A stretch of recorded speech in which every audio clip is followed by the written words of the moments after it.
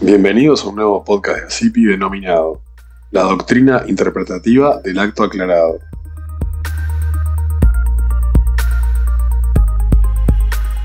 Bueno, buenas tardes, buenos días con algunos. Mi nombre es Arturo Tello, soy miembro del Comité de Marcas de ACIPI y hoy tenemos el agrado de contar con la generosa participación de Hugo Gómez, a quienes muchos conocen, magistrado del Tribunal Andino de Justicia de la Comunidad Andina y gran amigo y colaborador de ACIPI. Bienvenido, Hugo. También nos acompaña la licenciada Lisa Erazo, quien ha escrito mucho sobre la materia sobre la cual vamos a conversar y con quien compartiremos hoy el podcast. Hugo nos comentará sobre el acto aclarado, una figura muy importante para la resolución de procesos contenciosos administrativos en los países de la Comunidad Andina, y extenderemos también esta conversación a ejemplos de otros países que no cuentan con esta figura. Hugo, una muy buena forma de cerrar el 2023 ya con la plena aplicación del acto aclarado. Los felicito realmente por sé todo el esfuerzo que han hecho, particularmente tú, empujando este tema. Sin más, empecemos con la primera pregunta, ¿te parece? Bueno, aprovecho más bien, querido Arturo, para saludar al Comité de Marcas de ACIPI y a ti, Arturo Tello, por la invitación, y a Liz Erazo también por acompañarnos. Estoy muy contento de estar con todos ustedes. Gracias. Primero lo primero, ¿cuál es la definición del acto aclarado y cuál es su importancia? El acto aclarado es un criterio jurisprudencial, es un criterio jurídico interpretativo. Es decir, lo que ha hecho el Tribunal de Justicia y la Comunidad Andina es extraer este criterio jurídico interpretativo del derecho positivo, básicamente del Tratado de Creación del Tribunal de Justicia de la Comunidad Andina y de su estatuto, ¿no? Es el artículo 33 del Tratado de Creación del Tribunal y el artículo 123 de su estatuto. Y el acto aclarado básicamente significa lo siguiente, que si el juez que está en principio obligado a solicitar una interpretación prejudicial, es decir, el juez de única o última instancia, que va a resolver una controversia en el proceso interno aplicando el derecho andino, ¿ya? Este juez, que en principio estaría obligado a solicitar interpretación prejudicial, repito, porque es un juez de única o última instancia, y que va a aplicar el derecho andino, la decisión 351, la decisión 486, para resolver la controversia que tiene en sus manos, no va a estar obligado a hacerlo, ese es el criterio del acto aclarado, no va a estar obligado a hacerlo, porque ya existe una interpretación prejudicial publicada en la Gaceta Oficial del Acuerdo de Cartagena que interpreta la norma andina y las instituciones contenidas en la norma andina que el juez va a aplicar en esa controversia. Es decir, es un asunto ya aclarado, por eso se llama acto aclarado, porque el tribunal ya aclaró la situación, ya aclaró el panorama para el juez al haber expedido previamente una interpretación prejudicial que ha sido publicada en la Gaceta Oficial del Acuerdo de Cartagena. Esa sería, en síntesis, la definición de acto aclarado. Ok, bueno. Y la importancia, entonces ahora voy con la importancia, es que la figura del acto aclarado evita que haya solicitudes repetitivas, porque interpretando literalmente la obligatoriedad, es decir, en cada situación en la cual el juez de única o última instancia tiene que solicitar interpretación prejudicial al Tribunal Andino porque va a aplicar el derecho andino, la realidad ha demostrado que muchas veces los jueces han solicitado interpretación al tribunal sobre la misma norma. Jueces peruanos solicitando la misma norma y jueces colombianos, ecuatorianos y bolivianos también solicitando sobre la misma norma.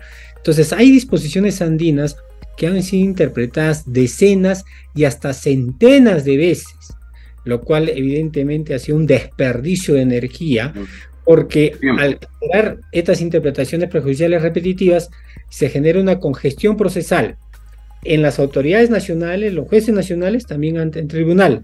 Entonces, lo que hizo el tribunal fue aplicar el principio de economía procesal y sobre la base de este principio extraer este criterio jurídico interpretativo que permite pues una mayor celeridad en la expedición de interpretaciones prejudiciales y lo más importante, evita que haya solicitudes repetitivas e interpretaciones prejudiciales repetitivas.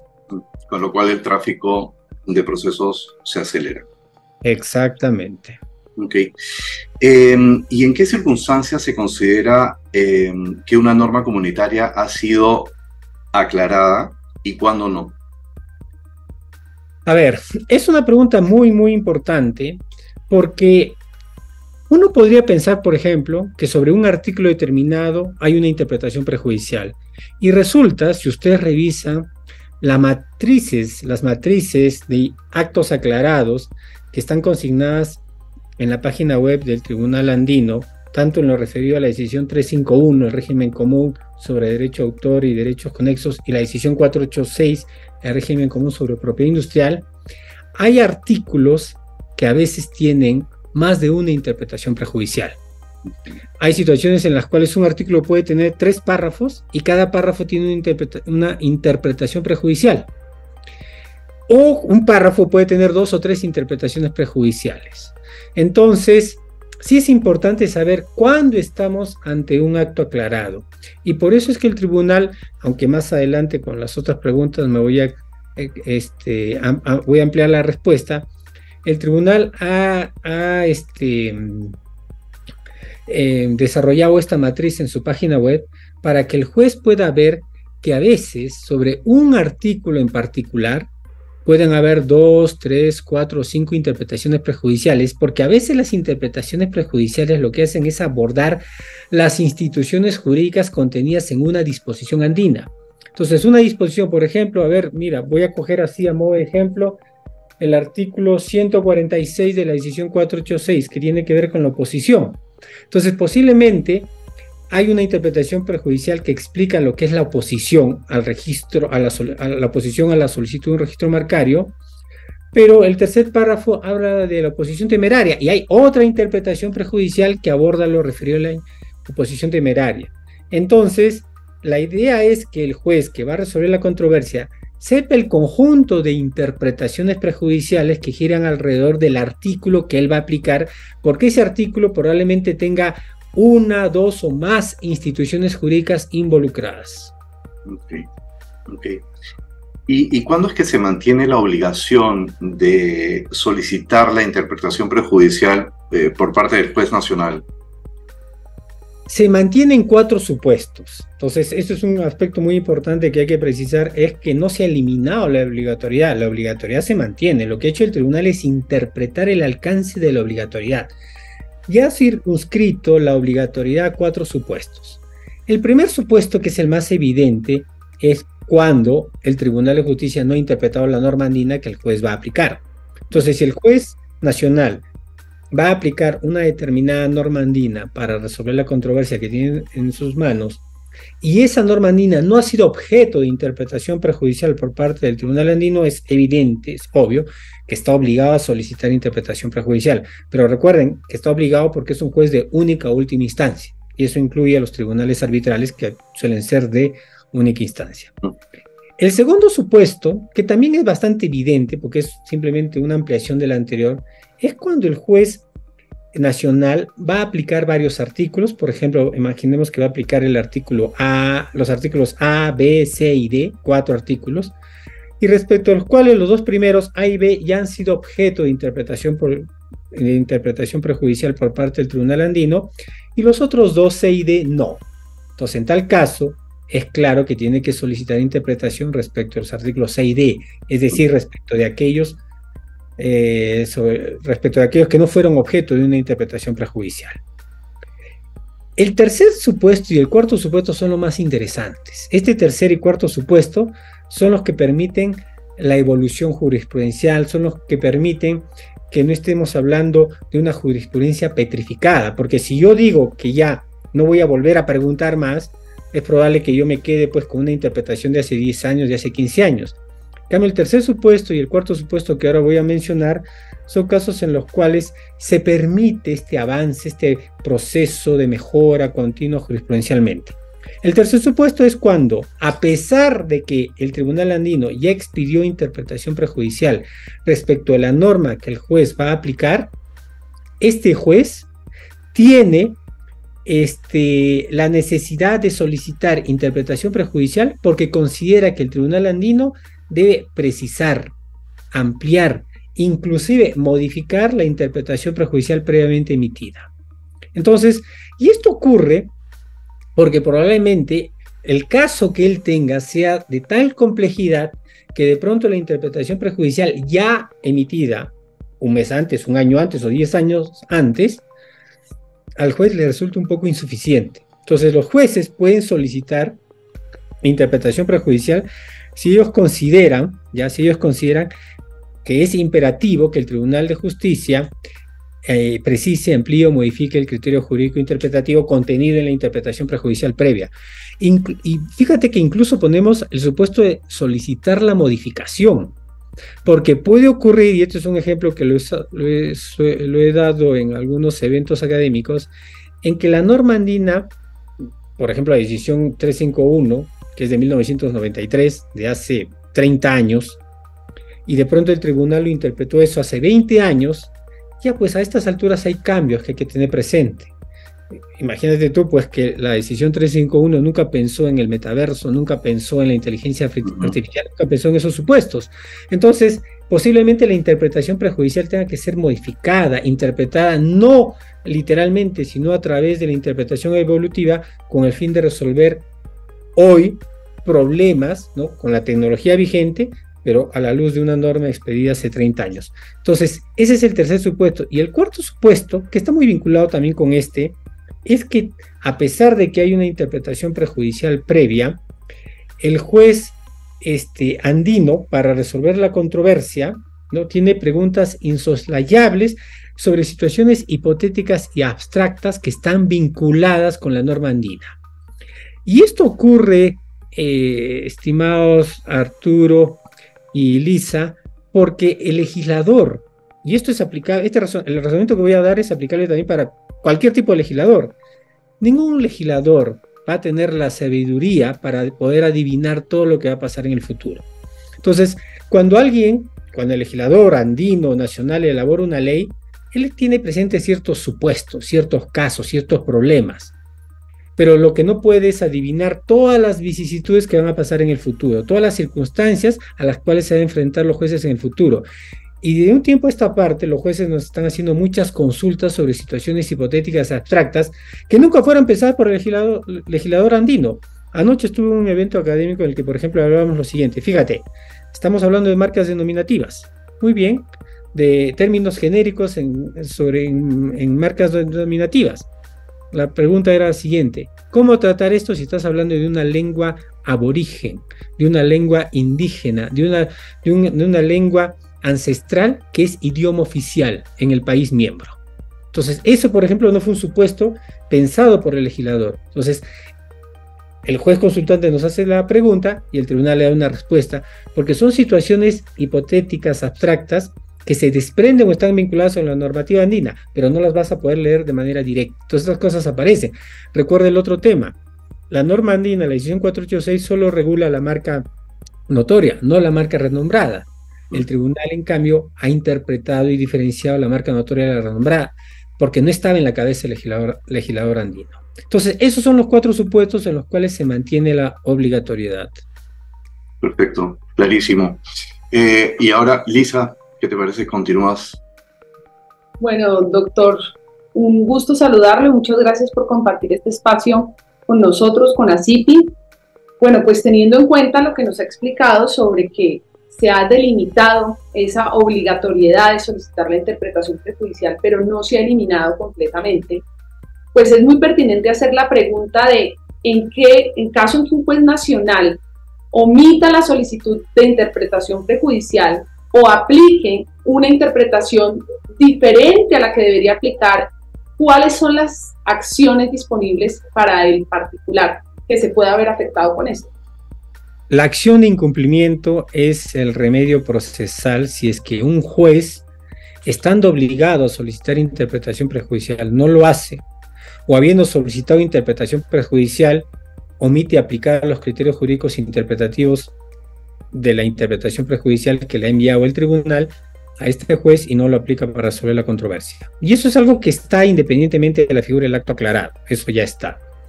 Entonces, una preocupación sí de los jueces nacionales, una vez que se expidió el acto aclarado el 13 de marzo de este año, fue la preocupación de ellos de tener certeza de cuándo un asunto está aclarado, cuándo no, precisamente para tener la certeza de evitar incurrir en una futura acción de incumplimiento.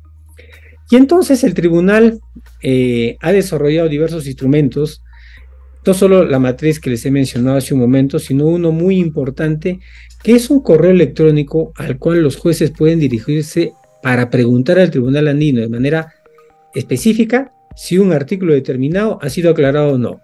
Y ya hemos recibido varias solicitudes y han sido absueltas todas ellas. Entonces los jueces, si tuvieran dudas, si dicen, este tema es muy complejo, este tema no me queda muy claro, si el tribunal lo interpretó o no lo interpretó, nos puede consultar y le dice, tribunal andino, este artículo o esta institución contenida en este artículo ha sido objeto de una interpretación prejudicial, y nosotros estamos respondiendo. Con eso lo que buscamos es minimizar y eliminar las posibilidades de que un juez pueda incurrir en un incumplimiento que luego acarrearía la responsabilidad del Estado, ¿no? Pues doctor, eso del correo está buenísimo porque pues hace incluso que todo esto del acto aclarado conlleve a mayor celeridad y economía procesal, que es lo que se ha buscado con esto, ¿no? Entonces la siguiente pregunta es, pues como nuestra audiencia, la audiencia de ASIPI es internacional y teniendo en cuenta pues la naturaleza misma del acto aclarado y de dónde viene esto, quisiéramos saber para usted cuál es la diferencia o la similitud más relevante entre el acto aclarado del Tribunal de Justicia de la Unión Europea y el del Tribunal de Justicia de la Comunidad Andina. Bien. El Tribunal de Justicia de la Comunidad Andina fue creado a imagen y semejanza del Tribunal de Justicia de la Unión Europea. Y la figura de la interpretación prejudicial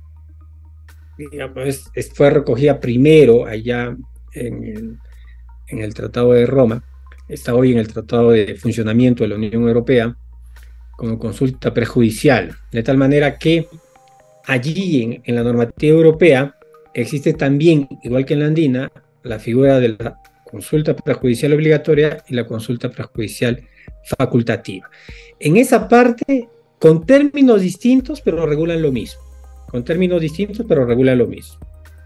Entonces, cuando el tribunal se animó a desarrollar el criterio jurídico interpretativo del acto aclarado en marzo de este año, no lo hizo de la nada. Ya existía un antecedente jurisprudencial de hace exactamente 60 años, porque la sentencia da Costa en Sheikh fue emitida por el Tribunal de Justicia de las Comunidades Europeas, así se llamaba en esa época, hoy es el Tribunal de Justicia de la Unión Europea, fue expedido en marzo de 1963. Y en esa oportunidad desarrolló el Tribunal Europeo la figura del acto aclarado, ¿no? En el sentido de decir, bueno, si yo ya he emitido una consulta prejudicial, una interpretación prejudicial sobre un asunto, y luego llega un asunto similar o análogo al juez nacional, no tiene sentido que me vuelva a preguntar por lo mismo. Fíjate que el razonamiento del Tribunal Comunitario Europeo fue: no quiero que haya respuestas repetitivas, no quiero que haya interpretaciones prejudiciales repetitivas. El Tribunal de Justicia de la Comunidad Andina pudo haber seguido este derrotero. Cuando empezó la emisión de interpretaciones prejudiciales allá en 1987, pudo haber utilizado el antecedente de la sentencia de Acosta de 1963. No lo hizo. El Tribunal Europeo también desarrolló la figura del acto claro. Ya en la sentencia Silfield de 1982 desarrolló la figura del acto claro, que es diferente. La figura del acto claro es una en la cual el juez nacional es el que considera que la norma comunitaria es lo suficientemente clara como para no solicitar interpretación prejudicial. Esa doctrina del acto claro no ha sido de recepción por parte del Tribunal Andino. O sea, nosotros seguimos el ejemplo del acto aclarado, pero no del acto claro. Entonces, para que la audiencia lo tenga claro, mientras que el Tribunal de Justicia de la Unión Europea maneja ambas instituciones, el acto claro y el acto aclarado, el Tribunal Andino, con lo desarrollado en marzo de este año, es solo el criterio jurídico del acto aclarado. Y el 2021, en una sentencia Consorcio Italian Management, el Tribunal Europeo desarrolla más criterios sobre estas dos figuras. Pero sobre la figura del acto aclarado, fíjate, desarrolla esta idea de que, a pesar de haberse expedido una interpretación prejudicial previa, eso no impide que el juez nacional vuelva a pedirlo, porque las circunstancias pueden exigirlo. Entonces, el propio Tribunal Europeo se da cuenta que la figura del acto aclarado no puede paralizar la evolución jurisprudencial. Entonces, en la sentencia esta del año 2021, como le digo, Consorcio Italian Management, el Tribunal Europeo estableció que sí es posible que, a pesar de haberse expedido una interpretación prejudicial previa, el juez nacional considere pertinente volverla a solicitar, y evidentemente el Tribunal Europeo podría ampliar la respuesta, podría mejorar la respuesta. Entonces va un poco de la mano con el tercer supuesto y el cuarto supuesto que les hablé hace un momento. Entonces, mi respuesta en conclusión a tu pregunta, estimada Lisa, es que son muy afines la figura del acto aclarado del Tribunal Andino con el Tribunal Europeo. Perfecto, doctor Hugo. Lo bueno es que ya lo adoptamos y pues que está bastante clara la diferencia entre el acto aclarado y el acto claro, ¿no? Entonces, teniendo en cuenta eso, pues obviamente consideramos muy positiva pues la implementación del acto aclarado en este momento, como lo dijimos anteriormente, por la celeridad y la economía procesal pues que va a representar tanto para los jueces del Tribunal de Justicia de la Comunidad Andina como para los jueces nacionales. Para el caso de Colombia lo vemos muy positivo. Sin embargo, a mí me gustaría saber, doctor, si usted nos podría compartir algunas de las dificultades encontradas durante la implementación del acto aclarado. Mencionaría dos. Una que ya lo referí hace un momento, que es la preocupación de los jueces de tener la mayor certeza con relación a este asunto. Porque nosotros dijimos en su momento que las interpretaciones prejudiciales, si las quieren encontrar los jueces nacionales y también los abogados que evidentemente orientan a los jueces en la controversia, nadie impide que el abogado de alguna de las dos partes involucradas en la controversia pues le haga llegar información pertinente al juez nacional, le diga al juez: estimado juez, con mucho respeto le informo que el asunto controvertido en este caso tiene que ver con este tema y esto ya fue objeto de interpretación prejudicial, y alcanza pues una copia de la interpretación prejudicial publicada en la Gaceta Oficial del Acuerdo de Cartagena. Entonces, un primer insumo oficial es la Gaceta Oficial del Acuerdo de Cartagena. Ese es un primer insumo. Luego tenemos como un segundo insumo la página web del tribunal, donde hemos ido consignando de una manera muy sencilla, por cierto, todas las interpretaciones prejudiciales de los últimos 7, 8 años. Un tercer insumo es esta matriz en la cual hemos empezado con estas dos normas de propiedad intelectual, porque lo hemos hecho a la luz del entendimiento de que más del 90% de la jurisprudencia del tribunal en materia de interpretaciones prejudiciales es sobre propiedad intelectual. Entonces, a la luz de esta circunstancia, las primeras matrices consignadas han sido sobre la decisión 351 y la decisión 486, y ya en el futuro vamos a seguir consignando otras decisiones. Entonces, ahí tienes ya en este momento, un juez puede entrar y saber sobre el artículo que hace un momento mencionaba, el 146 de la edición 486, si hay 2, 3 o 4 interpretaciones prejudiciales que ya explican su contenido. Pero el correo electrónico que te menciono, Arturo, Elisa, creo que es la herramienta más importante porque evita la suspicacia de llegar a una acción de incumplimiento. Evita, porque ahí, si el juez, a pesar de todos estos insumos, a pesar de la matriz, de pronto es confundido por los abogados, porque eso podría ocurrir. Él considera que ya está aclarado, pero de pronto ve que el demandante o quizá el demandado le dice: no, señor juez, eso no está aclarado, usted se está confundiendo. Nos puede consultar. Pero inclusive, el juez siempre tiene la posibilidad de solicitar interpretación prejudicial. O sea, por último, ante la duda, si el juez dice: bueno, igual, a pesar de todo, sigo teniendo dudas, pues puede solicitar la interpretación prejudicial y nosotros le vamos a responder. Y ya le responderemos diciendo: carece de objeto porque ya fue interpretado, o quizás nos demos cuenta que su caso peculiar tiene las particularidades que justifican una ampliación, una precisión, o inclusive algún extremo pueda ser modificado. Esas cosas pueden pasar. Y esta preocupación ahora la vinculo con el tema de los países, porque los países, sobre todo los ministerios de comercio, estuvieron un poco escépticos, creo que al inicio, con relación a esta figura del acto aclarado. Y cuando hemos tenido la oportunidad de conversar con ellos, básicamente nos han manifestado que la principal preocupación que tenían era esto, de que vayan a incrementarse las acciones de incumplimiento. Entonces yo creo más bien que con todos los insumos que le estamos proporcionando, la posibilidad de que se disparen las acciones de incumplimiento no va a darse.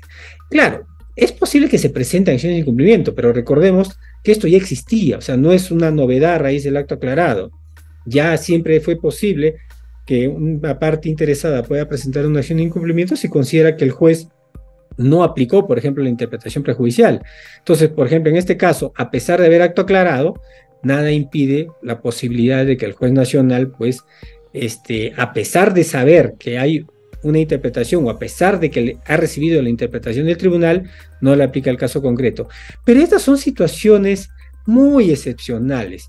Miren, yo estoy ya 8 años aquí en el Tribunal de Justicia de la Comunidad Andina y no es que uno haya visto cantidad de procesos en los cuales los jueces hayan sido o los países hayan sido demandados por culpa de los jueces. Eso no ocurre. De hecho, los jueces nacionales son muy cautos y son muy conservadores, al punto que lo que más les ha preocupado precisamente lo que mencionó hace un momento. Entonces yo más bien aprovecho esto para decirle a los países miembros que no hay razón para preocuparse, que el acto aclarado está funcionando bien, que ya tiene más de 10 meses de funcionamiento, o 9 meses, y yo creo que simplemente hay que dejarlo que siga asentándose en la jurisprudencia andina. Doctor, pues precisamente ayer hablamos con Arturo por teléfono, estábamos hablando de eso, nosotros solo vemos cosas positivas con relación al acto aclarado, ¿no? Yo he tenido la oportunidad de consultar el índice en línea del tribunal, me parece muy organizado, muy fácil acceso. Creo que también acá en este podcast pues es una invitación a todos los abogados también en ejercicio de la propiedad industrial que también utilicen este índice, lo citen en sus recursos y citen toda la jurisprudencia que se encuentra ahí, que ya hace parte pues del acto aclarado, ¿no? También entiendo que tenemos unos jueces nacionales que son responsables en cuanto a la aplicación del acto aclarado y pues más aún teniendo en cuenta que existe un mecanismo electrónico de consulta directa al Tribunal de Justicia de la Comunidad Andina para cualquier pregunta que se tenga y evitar de esta manera pues acciones de incumplimiento, ¿no? Sí, me gustaría ampliar una cosa, fíjate. Si bien al inicio hubo cierto escepticismo y preocupación, esto se ha ido calmando. Hemos realizado talleres con jueces nacionales, con jueces y autoridades. Además, recuerden ustedes que la noción de juez nacional abarca también a las autoridades administrativas. Entonces, cada vez que he dicho juez nacional, son tanto los jueces de la judicatura, son también las autoridades administrativas que ejercen funciones jurisdiccionales o cuasi jurisdiccionales. Pues bien, se han hecho talleres con jueces bolivianos, jueces ecuatorianos, jueces colombianos, jueces peruanos. Se han hecho un taller con el Consejo de Estado y con la quinta sala de lo contencioso administrativo de su especialidad de temas de mercado de la Corte Superior de Justicia de Lima, que son las dos cortes que más interpretaciones prejudiciales solicitan al tribunal. Y ha habido casos en los cuales esta quinta sala, por ejemplo, se ha desistido de solicitudes previamente formuladas, lo cual implica no solamente un claro entendimiento del acto aclarado, sino la concepción misma de la economía procesal, porque hasta que nosotros terminemos de evacuar los cientos de procesos que tenemos, igual nos estamos demorando un poco. Este año, Arturo y Lisa, ha sido el año en el que más casos hemos resuelto en acciones de nulidad, acciones de incumplimiento, comparado con toda la historia de funcionamiento del tribunal, gracias al acto aclarado. Pero claro, cuando establecimos el acto aclarado teníamos un stock de más de 700 solicitudes de interpretación prejudicial en trámite. Entonces esto recién está disminuyendo poco a poco, me parece que estamos entre 500 o 400 y la idea es ir bajando. Pero los jueces también pueden ayudarnos cuando ellos se percatan de que el tema sobre el cual solicitaron ya está aclarado, pueden desistirse.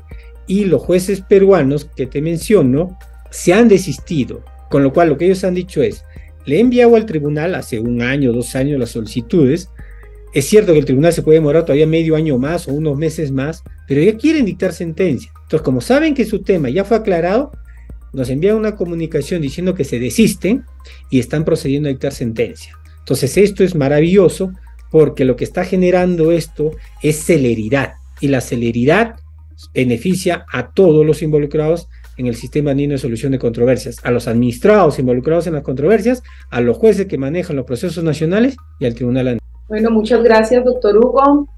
Doctor Arturo, yo creo que con esto damos por concluido nuestro podcast. Creo que dentro del tiempo estipulado. Entonces, espero verlos pronto en otro foro académico y les mando un fuerte abrazo a los dos. Igualmente, Elisa, muchas gracias, Hugo. Te reiteramos nuestro agradecimiento por tu gentil y generosa donación de tiempo que el acto aclarado, por supuesto, te ha permitido dar. Oh, muchas gracias a CIPI, muchas gracias al Comité de Marcas y muchas gracias a ti, Arturo, y a ti, Lisa, por la oportunidad. Nos vemos pronto. Chao. Bueno, gracias. Chao.